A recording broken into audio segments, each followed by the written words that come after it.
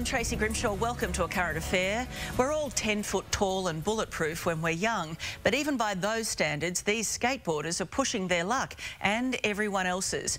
As you're about to see, they travel at breakneck speeds on the road with no fear of oncoming traffic. Erin Willing reports. It's fast, frightening and downright dangerous. Thrill seekers taking over public roads. Yeah, I cannot believe it. This is longboarding. It's a version of skateboarding. It's a bit bigger than your normal skateboard. And it's on the rise. I'll probably sell 80 longboards a week.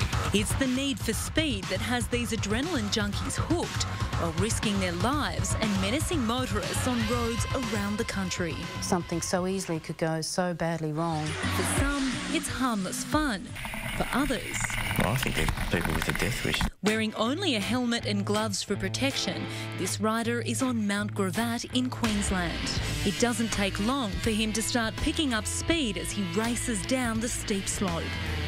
Soon he's flying around the corner on the wrong side of the road, showing little concern for what may be coming the other way. Like there's a truck coming the other way, so he's just missed that. In Adelaide, this skater shows little respect for motorists, swerving from one side to the other.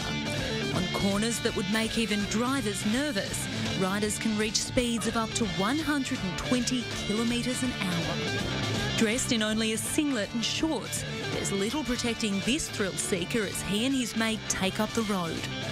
They must not like their skin. That helmet they're wearing that won't protect them from brain injury when they go into a tree at 80 to 100 kilometres. Road safety campaigner Karen Robinson works with road trauma victims, and she's horrified by what she's seeing. He takes his eyes from straight ahead, turns his head around to look behind him at the young chap whilst he's travelling at 60 plus kilometres.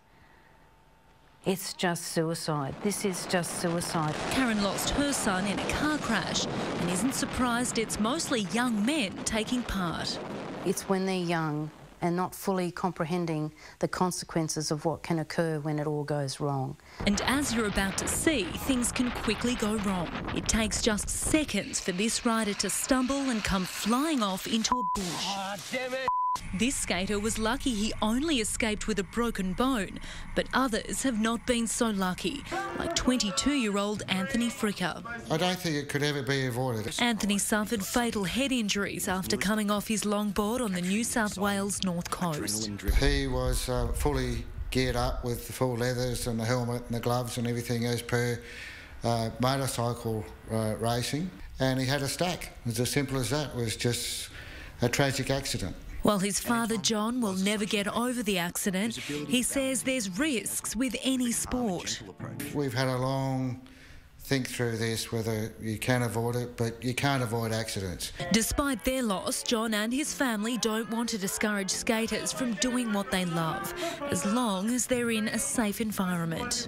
I don't think we need to put shackles on the sport as far as limiting people to do the sport. It's really an education to keep safe. Unfortunately, we're losing too many lives doing silly things. Sergeant Artie Lavos is from Victoria Police and says skaters need to wake up. We have to make that call at the end of the day to the family to say, well, I'm sorry, they're not coming home. He says they're not just behaving badly, but they're also breaking the law. On a road that's got a road marking, skateboards are not permitted. And under the road rules, any road that has a line marking whatsoever, they're not permitted to be on that road. In Queensland, Mount Coot-tha is a popular spot for longboarders and street lugers. Last year, Sue Wickerton was killed while luging down this road. The 50-year-old mother struck a steel barrier after losing control on a corner, not far from where these skaters are filming themselves. Last Sunday, a passenger in a car filmed two people racing down the Black Spur at breakneck speeds. The notorious stretch of road in Melbourne's east is one of the most dangerous in the country. They're going pretty fast. There's no braking systems on these skateboards. And if keeping an eye out for potholes, trees and cars wasn't bad enough, then how about animals? After passing a truck, this rider narrowly missing a dog. You don't need to annoy the rest of the road users. David Robertson is from the Australian Skateboard Racing Association. Sending your kids out to play rugby every weekend is a dangerous thing to do. I don't think skateboarding quite gets up to that level of danger. He says skaters just have to understand where to do it safely. Whether it's on a highway, now that's not an appropriate place to ride a longboard or any skateboard for that matter. And if they really love to do it, they're going to have to find a safer place to do it that doesn't involve a public road where other people have to use that road as well. Got your heart in your mouth watching that, haven't you? And police say they'll increase patrols at known hotspots around the country to tackle that dangerous behaviour.